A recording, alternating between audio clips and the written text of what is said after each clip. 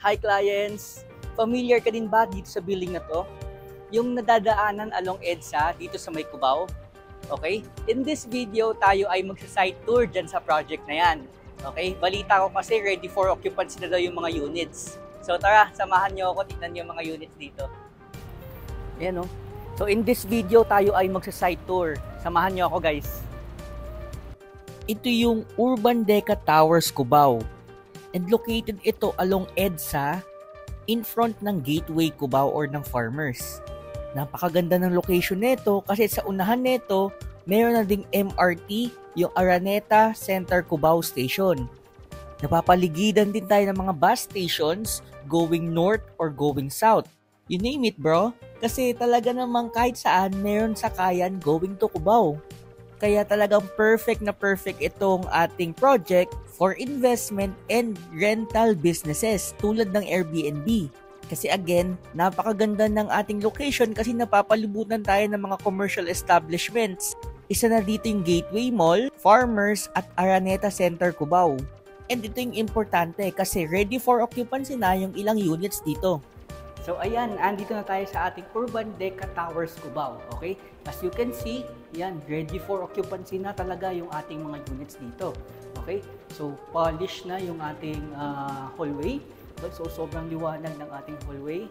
Then, in this video, pupuntahan natin yung available units dito, which is yung ating studio unit na 13 square meters, tsaka yung ating 1 bedroom na 26 square meters. Okay?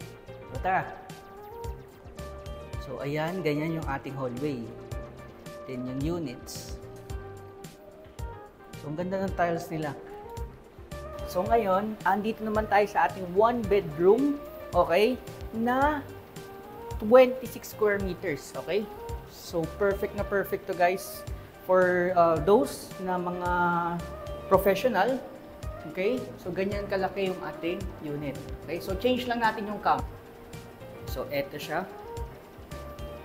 Okay, so 1 bedroom unit, 26 square meters. Then yung CR is nandito. Yan. Okay, so balik tayo. So ganyan siya kalaki. Diba?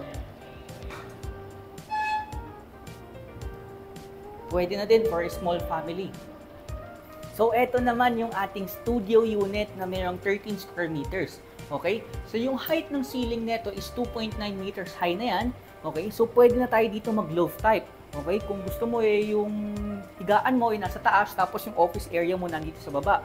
Or, pwede mo din tong gamitin for Airbnb. Kasi sa ganda ng ating location, pwede na siguro mag-range ng around 1,800 to 2,000 per night yung ating mga Airbnbs dito. Okay? Pwede tayong mag-combine ng units or pwede tayong mag-upgrade to 1 bedroom unit na mayroong 26 square meters. Okay? So, pagka nag-combine tayo ng units, kailangan fully paid na yung ating unit. Okay? Para tanggalin yung walls na nag-separate sa ating dalawang studio units. So, madami na tayong ready for occupancy na units dito kasi mula 3rd floor hanggang 16th floor, available na yan siya. Okay? So, ngayon naman, i-discuss naman natin yung ating pricing. Okay, for our studio unit, mag-start tayo dyan ng 2.1. Okay, then yung ating down payment, okay, mag-start lang tayo ng 15,000 initial cash out. Then upon approval, pwede na tayo makapag-move in. Okay, for our monthly amortization, mag-start lang tayo dyan ng 13,000.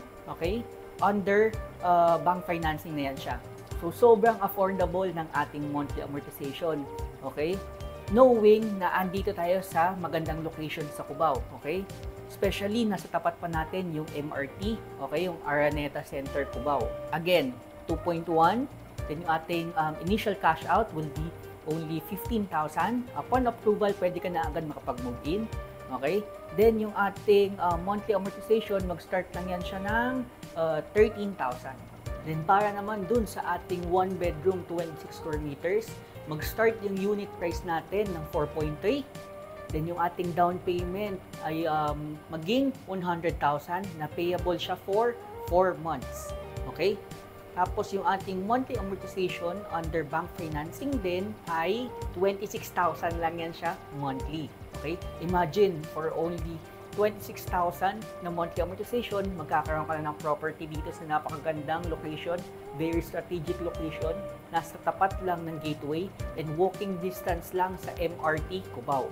So if prefer mo magpa-site viewing dito sa ating project, message mo lang ako dyan sa number ko sa taas, or pwede mo kong i-message dito sa ating Facebook page. Okay, kung saan yung links niyan ay nasa comment section na and description. So thank you for watching, clients. I hope to see you soon. Bye! Kaya kung interested ka, message mo na ako ngayon dyan sa ating contact details para makapag-set na tayo ng site viewing and ma-assist kita dito sa ating project. Saan ka pa nga ba makakahanap ng gantong pricing, di ba? Para sa isang condo dito around Metro Manila. Plus, napakaganda pa ng ating location. Message mo na ako ngayon bago ka pa maubusan.